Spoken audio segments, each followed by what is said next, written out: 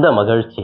இன்று செவ்வாய்க்கிழமை, கோடி அற்புதர் பதுவை அந்தோணியாருக்கு ஒப்பு கொடுக்கப்பட்ட நாள். இந்த கோடி அற்புதரை நாடுவோம். நம்முடைய ஜெபங்களை, விண்ணப்பங்களை, நம்பிக்கையை அவர் மீது வைத்து இறைவன் மீது இன்னும் ஆழமான, அதிகமான, உயர்ந்த நம்பிக்கையில் வாழ முயற்சி எடுப்போம்.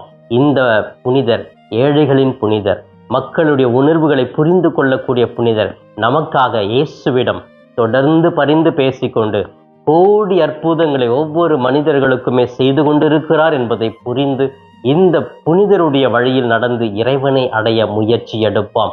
அன்புக்குரியவர்களை, இன்று சிறப்பாக நம்முடைய தாயாம் திரு அவையானது நமக்கு கொடுக்கிற இன்றைய மன்னா லூக்காஸ் நற்செய்தி பிரிவு 10 இறை வார்த்தைகள் 21 24 முடிய பகுதிகள். அன்புக்குரியவர்களே, இந்த பகுதி எதை பற்றி சொல்லுகிறது என்றால், இயேசு தூய ஆவியால் ஆட்கொள்ளப்பட்டு